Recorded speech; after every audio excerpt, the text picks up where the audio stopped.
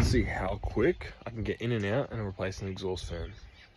For reference of time, just arrived at 7:38 a.m.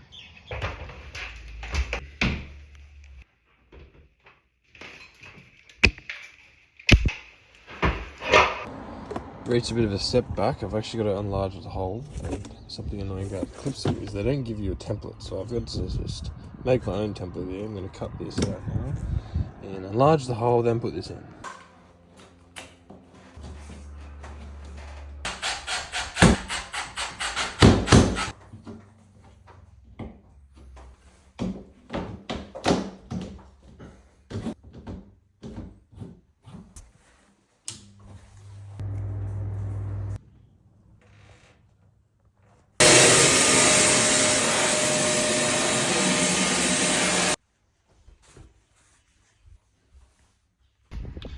So it's 8:08 a.m. It took me half an hour. I was hoping for like a world record straight swap, but no, I had to enlarge the hole because in the photo I thought it was 250, but it was 200.